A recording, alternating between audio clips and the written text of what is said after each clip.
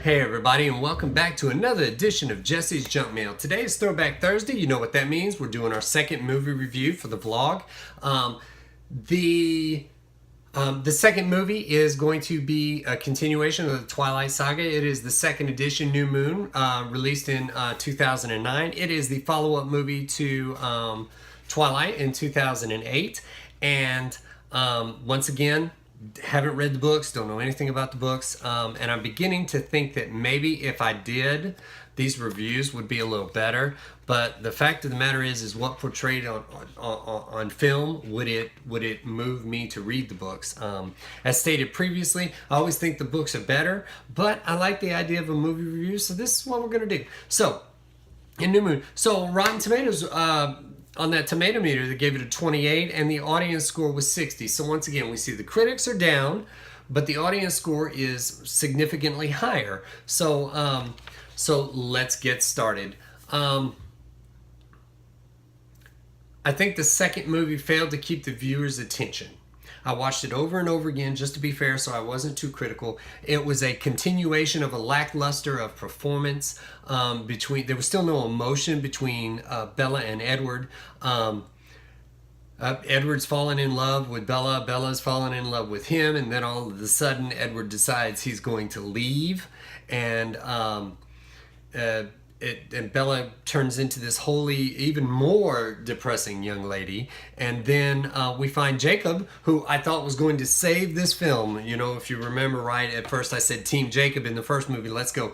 He failed to be able to save this due to Bella's wholly depressing character. I mean, this is a depressed she wants to be so misunderstood. I don't know. It's hard for me to pity her because this is just crazy the way she carries on. She's got Edward and she's got Jacob.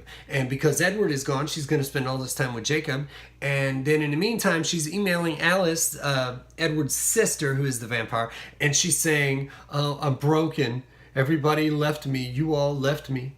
I don't know what I'm gonna do. There's a big hole inside of my heart. You know, once again, for a teenage audience, this bad boy is just, oh my God.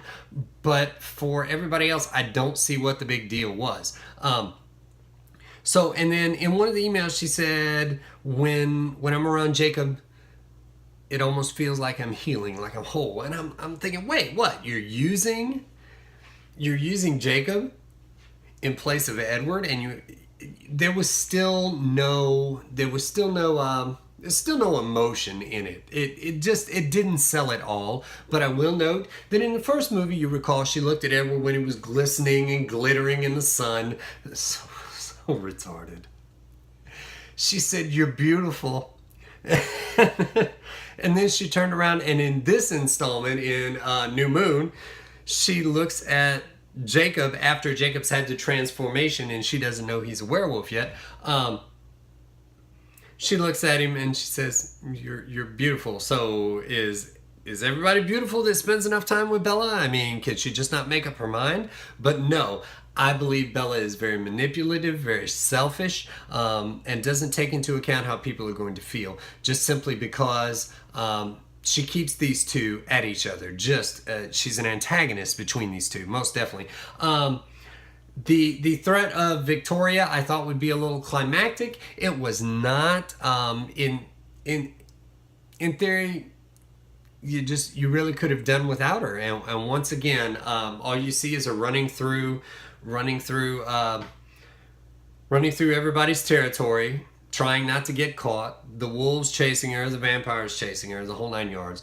And then somewhere along the lines, Bella jumps off a cliff, and Edward thinks she's dead, so he goes to the Valtori, which is a vampire council. Now, at this point in time, and watching the movie, I'm psyched. I'm like, yes, we're gonna get down to it. This is the vampire council.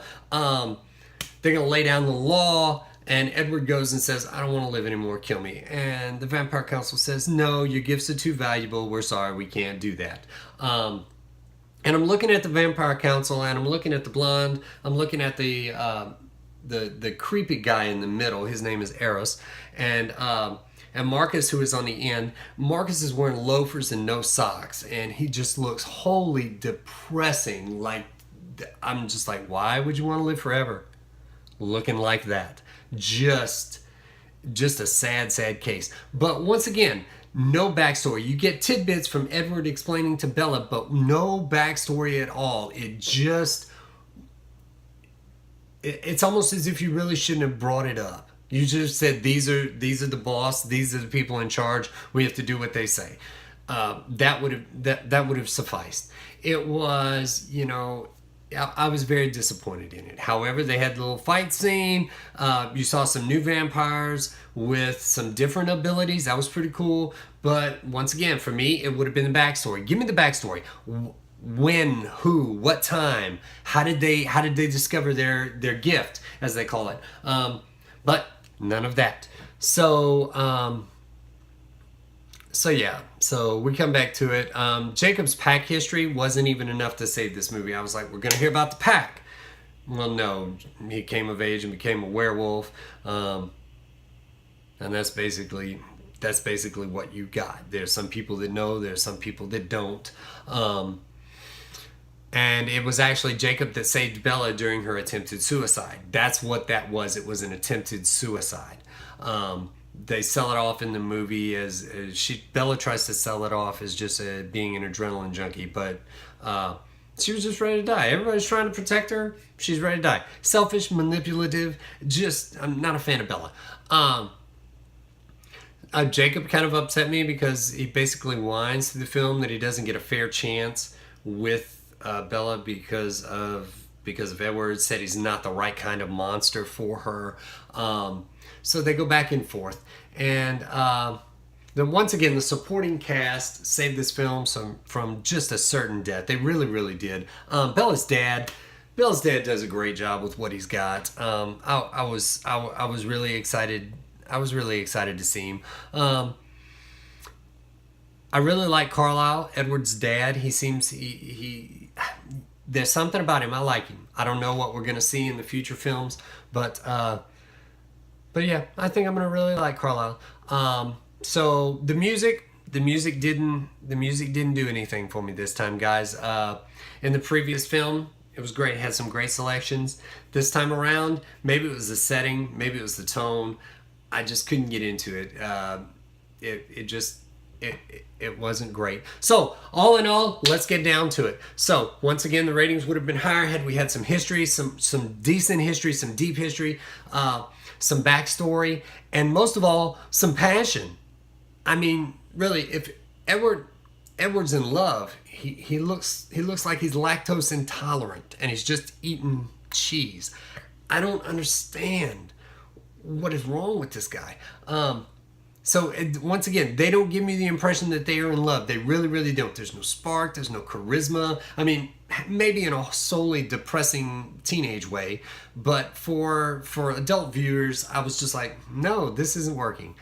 Jacob was more believable with Bella than Edward was. I'm just going to throw that out there. All in all, once again, Twilight the Saga, New Moon, 2009. I'm going to give it 2 stars with no rewatch. Even with the Valtori, no rewatch. Hopefully the third installment of the Twilight series, which I believe coming up is Eclipse, we'll do next week.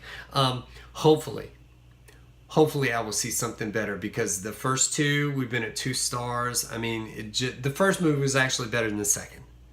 I'm going to be honest with you. But once again, 2 stars, no rewatch. I did some searching today, and maybe I shouldn't if I'm going to critique movies, but or movie review. But Twilight Saga Wiki, I think. I learned actually more on the websites than I did from the movie as far as the backstory and the history. So I'm assuming the books are way better than the movies, but to each his own. This was my review on Twilight Saga New Moon. 2 stars, no rewatch. It was awful. So that's basically it, guys. Thank you for tuning in for another edition of Jesse's Junk Mail. I love you. God loves you best. Be blessed.